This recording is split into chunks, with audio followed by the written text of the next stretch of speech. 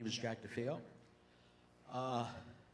The rail, steel on steel, it is incredibly ironic that the thinking behind this movement to alleviate traffic congestion by using 19th century technology to address 21st century needs is what happened? Who dropped the ball? You know, why hasn't there been more creative options proposed? Obviously, the system failed us. The community wasn't advised of what the alternatives were. Number one, quality of life. Here in Hawaii, you know, we're blessed with an environment that is precious and dear, and anything that would upset that harmonious balance would be a blight on this beautiful island in the state of Hawaii. Steel wheel on steel rail is obsolete. If memory my memory is correct, the United States no longer manufactures steel. Well, we have to import it. And the options available to us, we weren't advised.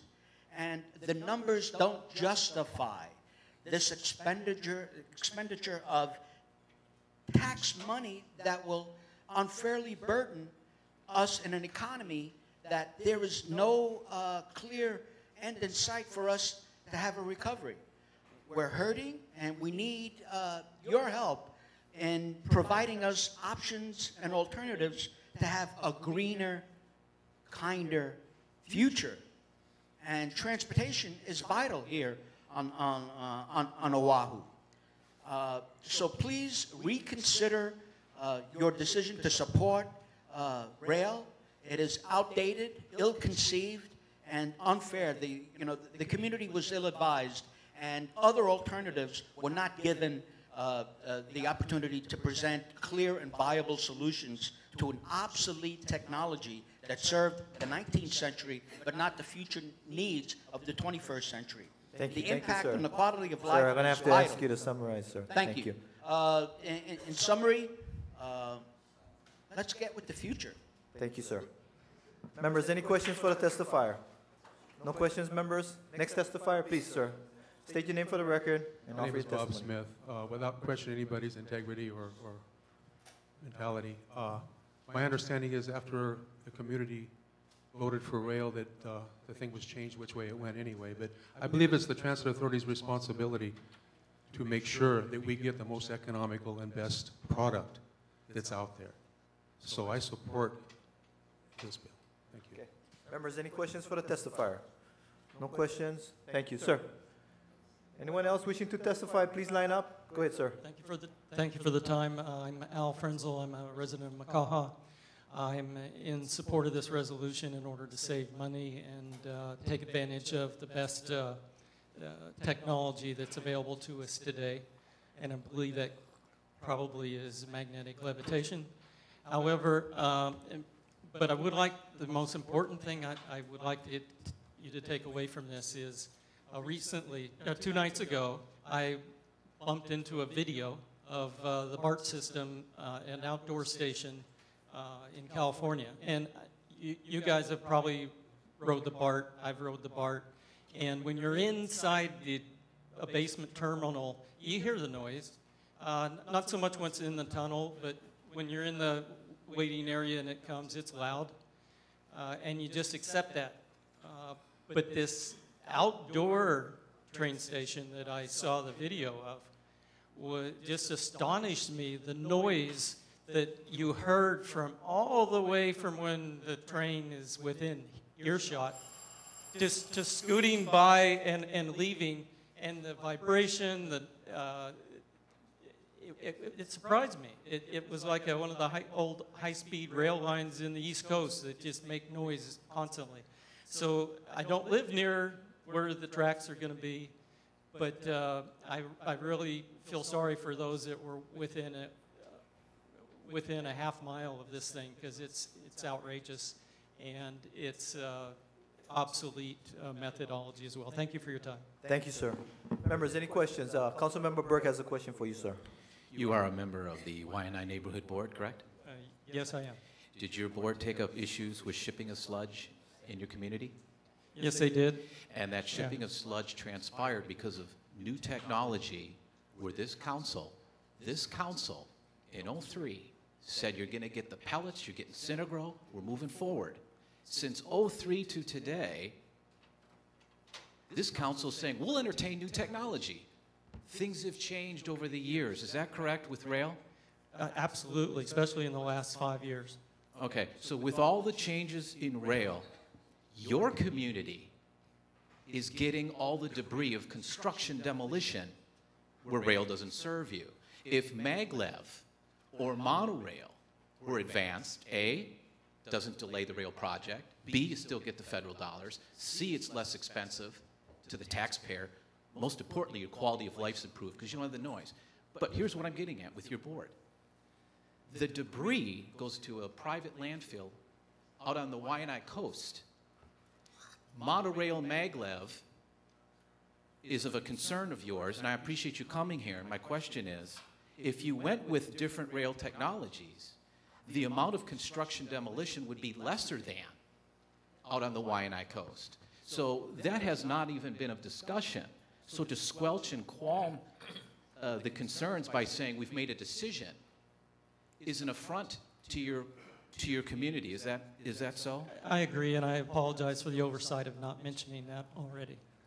Okay, thank you. Thank you. Thank you, sir. Any further questions? Please watch the video of the noise. Any further questions for the testifier? No, there. Thank you. Members, remember, on a questioning stage, please be specific to the question directed to the testifier. There's ample time for you to give your personal statements during the discussion period of today's agenda. Okay? Thank you, members. Please. Aloha, my name is Patricia Patterson, but everybody calls me Pat for some reason or other. I also am an inhabitant of Makaha Valley, where we won't have a chance to ride the rail unless we take a bus there. But mag rail is much better than steel on steel.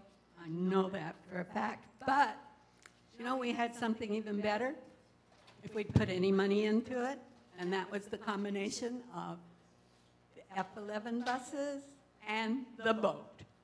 If we had put money into that boat, we would have been riding the same 20 miles now and beyond, either way. And the Department of Transportation puts their slick report out every month.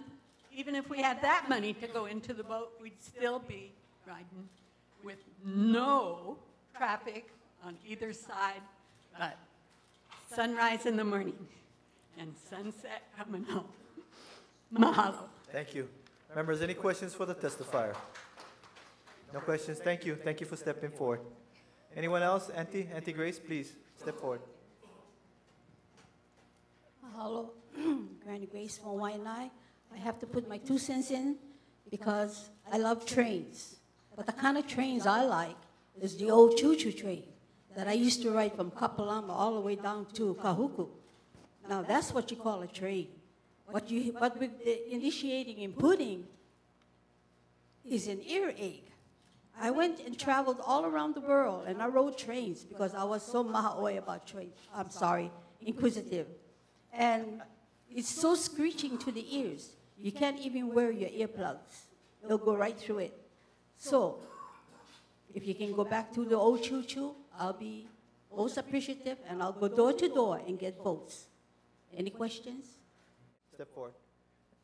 Marissa Capoluro from Eba Kapolei, resident, business owner, transportation company. I want this reso.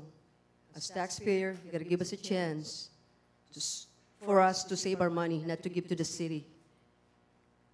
It's our money. We don't want to spend, 30 more years for the steel and steel? That's no good. Come on. You need some economic engine? Use the maglev. Maglev, you can put cargo in there. I'm a freight forwarder. I support the economic engine. We got to create jobs. Steel and steel, you can't put cargo in there. Too expensive. They don't even have that in the Philippines. PI, they have LRT, the light rail. Come on, folks. You're smart enough. You guys went to school, you know. Don't take our tax money up to 30 years. Kids are not even born, they have to spend for that. Come on, that's ridiculous. I want the reso. Go for it, folks, because we need you. You have to support our money as taxpayers.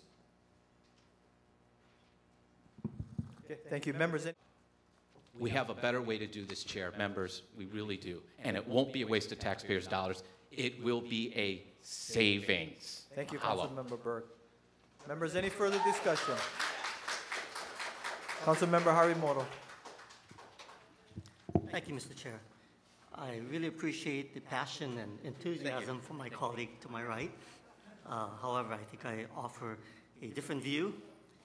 You know, I've heard a lot of things being said today, as well as in past meetings. And I think there's a lot of misconception out there about rail. Talk about the noise from heavy rail and being obsolete. I don't know if anyone who thinks that way has seen new rail systems. I visited Copenhagen, and that is by no means anything similar to BART. BART is, I don't know, 40 years old. The rail systems have progressed greatly since then. But, you know, I think I really want to address one issue, which is the divisiveness of the rail system. For whatever reason, it has become a very, very divisive issue. And I don't think anything will get people back to 100% to back one thing or another. And at this point, I think we've hashed this out so many times over and over and over. We will never be able to please everyone. But what I know for sure is that we need to move forward. Many people who came from town saw this morning the gridlock out there, and some of them seemed to be surprised. But that's what we deal with every single day. And with population exploding here on the west side, the freeways, the roadways will get even worse. So it's clear to me that we need to be more than just your elected officials, more than just your politicians. We need to be your statesmen to say, let's pull together, let's move this forward, because this is in the best interest of the city and county of Honolulu. We can no longer afford to be divisive. We can no longer afford to just prolong the agony of revisiting over and over and over past decisions. It's time that we band together and say, it's time to move forward. One last issue, people need to realize that federal funding is not going to be there forever. There is a limited window for us to receive federal funding. If we now decide to revisit the issue of technology, it will incur so much lost time in redoing the EIS, redoing the planning. We will miss that opportunity for us to get the federal funding. And I don't know if people realize that. For people who do realize it, I think it may be a ploy to just let rail go by the wayside. I'm not willing to do that. I have a vision of the future of Honolulu, and it includes rail and TOD. That's an essential part of our future. So I am voting no on this. Thank you, Councilmember Harimoto. Members, any further discussion? Mr. Chairman. Councilmember Garcia, please. Disclosure. Okay. I filed that with the clerk in Council Communication 288. Again, I serve as the Executive Director of the Kapolei Chamber of Commerce, and we are in record supporting rail. Thank you. Your disclosure is so noted. Any further discussion, members? No further discussion, members? Vice Chair? You can take all of 3 minutes. Thank you, Mr. Chairman. Mr. Chairman, I've met with the Federal Transit Administration, who is our federal overseer on Honolulu's mass transit project in Washington, D.C. a number of times. I've asked the question of the FTA that if, for some reason, this body should place on the 2012 general election ballot a question regarding Honolulu's mass transit project, and if that question should be in conflict with the 2008 ballot question regarding steel on steel that passed, could we perhaps be in jeopardy of the federal government requiring Honolulu to reimburse the upwards of $200 million that the federal government has given us thus far for our project? The answer from the FTA was yes.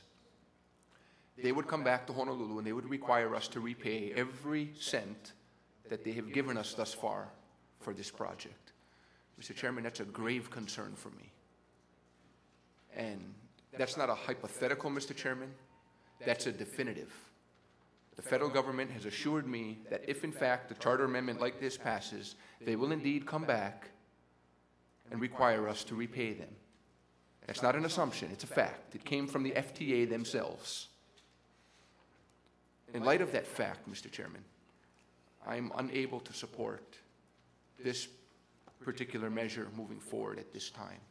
I think the implications are great. I believe that it's a certainty that the federal government will in fact require Honolulu and our taxpayers to reimburse them for the federal monies that have been expended on our project thus far. And Mr. Chairman, those consequences will be dire to the people of the city and county of Honolulu. Therefore, Mr. Chairman, I will not be able to support this going forward at this time. Thank you. Thank you, Vice Chair Anderson. Members, any further discussion? Short, 1 minute. 1 minute. I just want to bring to everyone's attention that the Chancellor of UH West Oahu, Awakuni, the rail was first pitched and sold to the taxpayer that rail would go from university to university and it would have a station on the actual campus of UH West Oahu.